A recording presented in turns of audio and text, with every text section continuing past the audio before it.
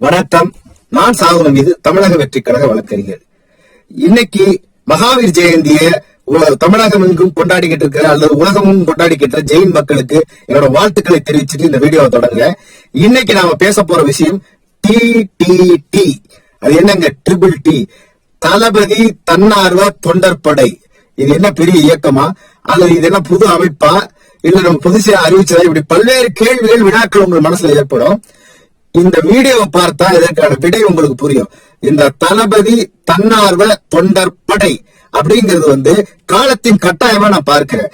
பாருங்க, தளபதி அவங்க உறுப்பினர் சேர்க்கை ஆரம்பித்ததுல இருந்து நான் செல்கின்ற இடங்கள், கேட்கிற இடங்கள், பார்க்கிற இடங்கள் நிறைய பேர், ஒரு நாளைக்கு குறைஞ்சது 100 பேர் நம்ம சந்திக்கிறவங்க, கேட்கிறவங்க, தொலைபேசி வாயிலா, போன்ல, நேர்ல நம்மள்கிட்ட சொல்றது எல்லாமே, சார் நம்ம என்ன செய்யலாம், தளபதிக்காக என்ன செய்யலாம், என்ன செய்யலாம், என்ன செய்யலாம்ன்ற கேள்வி இருக்கு.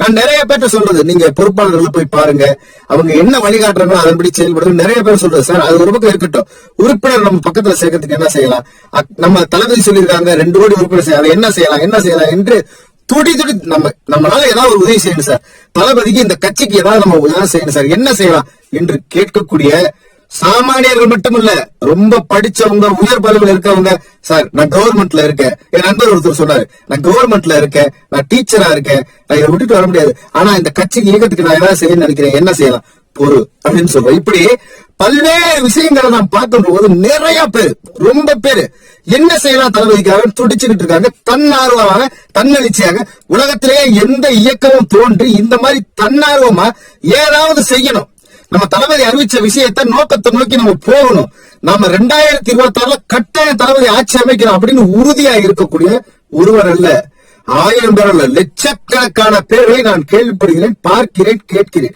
இது நானே எக்ஸ்பீரியன்ஸ் பண்ணதுனாலதான் இதை நீ கட்டாயம் பேசணும் என்று காலத்தின் கட்டாயத்தால் பேசுகிறேன். TTT, தமிழக வெற்றி கழகத்தினுடைய தளபதி தன்னார்வ தொண்டற்படை, TTT. எவ்வளவு சிறப்பா இருக்கு பாருங்க. இது ஒரு அமைப்பு போல உருவாக்கிட்டு இருக்கு, இது தன்னெழுச்சியா வந்துகிட்டு இருக்குது. இவங்க யாருமே எனக்கு கட்சியில இந்த பொறுப்பு வேணும், ஆட்சியில இந்த பொறுப்பு வேணும், அல்லது எனக்கு இவ்வளவு கட்சியில செலவழிக்க காசு வேணும், இது எதையுமே எதிர்பார்க்கவில்லை. நான் இந்த இயக்கத்துக்கு, இவங்க எல்லாருடைய நோக்கம் என்ன, இந்த இயக்கத்துக்கு என்ன செய்யணும், நான் இந்த இயக்கத்துக்கு என்ன செய்தால் 2026 தளபதி ஆட்சிக்கிறோம், வேற எங்களுக்கு மாற்று கருத்துல வேணாம், அப்புறம் வரலாம் 10 வருஷம் 15 வருஷம், அந்த காம்ப்ரமைஸுக்கு நாங்க ரெடி இல்ல சார், ரெடி இல்ல, தளபதியால முடியும், வரணும், வர வேண்டும், இந்த இலக்கில் செயல்படுறதுக்கு யாராவது சொல்லுங்க, நாங்க பங்களிக்கிறோம் என்று சொல்லக்கூடிய நிறைய பேரை நான் பார்க்கின்றேன், கேட்கின்றேன். என்கிட்ட நிறைய பேர் தொலைபேசியில தொடர்பு, அன்றாட தொடர்பு கொண்டுட்டு இருக்காங்க. இவங்களை நான் தளபதியின் தன்னார்வ தொண்டற்படை என்று அழைக்காமல், இந்த TTT என்று அழைக்காமல் எப்படி அழைக்கிறது, நீங்களே சொல்லுங்க பாருங்க. இவங்கதான் தளபதியின் தன்னார்வ தொண்டற்படை என்று நான் நினைக்கின்றேன். பாருங்க, இதுக்கு ஒரு பெரிய வரலாறே உண்டு. ஒரு இயக்கம் ஆரம்பிக்கின்ற பொழுது பதவி வேண்டும், அது வேண்டும், இது வேண்டும் நினைக்கிறவங்களை தாண்டி, எந்த ஒரு இயக்கத்தில் எல்லாவற்றையும் தாண்டி ஒரு தலைவன் இட்ட கட்டளை நிறைவேற்ற வேண்டும், தலைவன் சிந்தனையை 2 மடங்காக 100 மடங்காக சிந்தித்து நாம் செயலாற்ற வேண்டும் நினைக்கிறாங்களோ அந்த இயக்கம் வெற்றியை நோக்கி செல்கின்றது. இங்க பதவின்ற ஒரு விஷயத்தை தந்தை பெரியார் ரொம்ப சிறப்பா ஒரே வரல சொல்லி முடிச்சிட்டாரு. தோல்ல கிடக்கிற துண்டியா பதவின்றது, இடுப்புல இருக்க வேட்டின்னு நினைச்சுக்காத, இடுப்புல இருக்க வேட்டின்றது கொள்கை, கோட்பாடு. நீ எதை நோக்கி பயணிக்கிறாயோ, எந்த நோக்கத்தோடு போகின்றாயோ அது அவுந்துடக்கூடாது. நீ துண்டுக்காக, பதவிக்காக உன் இலக்கு என்னவோ அதை நீ இழந்து வேற எங்கேயாவது ஒரு இலக்குக்கு போயிடக்கூடாது தந்தை பெரியார் சொல்றாரு, நான் சொல்லவில்லை. கருமவர் காமராஜர் ஒருபடி மேலே போய் சொல்கின்றார், பதவி என்பது ஏழை எளியவர்களுக்கு, மற்றவர்களுக்கு செய்யக்கூடிய உதவிக்காக உள்ள ஒரு ஆயுதம், இட் இஸ் அது ஒரு பாத்து, அந்த மாதிரி ஒரு கோணத்துல சொன்னாங்க. இது ஒரு வழி, ஏழை எளியவர்களுக்கு உதவி செய்யக்கூடிய ஒரு வழி, அதுதான் பதவி, அதற்காகத்தான் பதவி என்று உணர்ந்து பேசுகிறார் காமராஜர். இதையெல்லாம் தாண்டி அறிஞர் அண்ணா சொல்கிறார், பதவியை நீங்க கட்டி பிடிச்சிட்டு இருக்க கூடாது, பதவி உங்களை தழுவ வேண்டும், பதவியை நீங்க தழுவிக்கிட்டு இருக்க கூடாது, இருக கட்டி பிடிச்சிட்டு எனக்கு பதவி வேணும், பதவி வேணும் என்று இருக்கக்கூடாது என்று அறிஞர் அண்ணா சொல்கின்றார். நான் தமிழக வெற்றி கழகத்தின் தளபதி என்ற தொண்டர் படைகளை பொறுத்தவரை TTT, தமிழக தன்னார்வ தளபதி தொண்டற்படை, தமிழக வெற்றி கழக தளபதி தன்னார்வ தொண்டற்படை TTT, இதை பொறுத்தவரை அவர்கள் எல்லோருமே, இதுல அரசு ஊழியரோட இருக்காங்க, நிறைய பேர் பேசுறாங்க, சார் நான் அரசு ஊழியரா இருக்கேன், என்னால வெளியே வந்து எதுவும் செய்ய முடியாது, தளபதிக்கு என்ன கான்ட்ரிபியூட் பண்ண முடியும், எது செஞ்சா தமிழக வெற்றி கழகம் 2026 தமிழகத்தில் ஆட்சி பொறுப்புக்கு வரும் என்று சொல்லக்கூடியவர்கள் இருக்கிறாங்க. இப்ப பாருங்க, வரலாறு ரொம்ப சிம்பிளானது. அருமை அம்மையார் ஜெயலலிதா அவர்கள் ஜே பேரவை என்று ஒரு அமைப்பு, அவர்கள் திரைப்படத்துறையிலே அவருக்கு ஒரு ரசிகர் மன்றமோ பெரிதாக எதுவுமே இல்லை.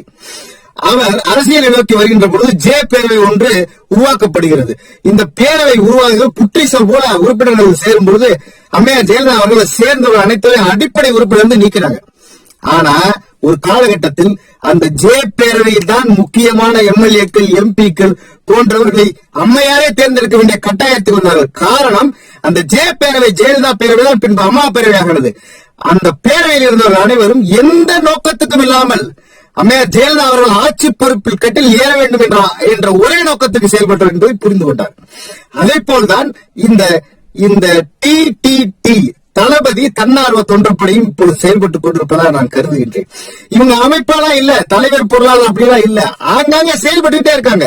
உறுப்பினர் சேர்க்கையை துரிதப்படுத்துறாங்க. ஏதாவது செய்யலாமா, என்னமா, யாரை சந்திக்கலாம், எப்படி செய்யலாம், இந்த ஆட்சி வந்தா எப்படி இருக்கும், என்னென்ன திட்டங்கள் தான் நல்லா இருக்கும் என்றெல்லாம் சிந்தித்து செயல்பட்டுக் கொண்டிருக்கக்கூடிய ஒருவர் அல்ல, 1000 பேர் இல்ல, லட்சக்கணக்கான பேர் இருக்கிறார்கள்.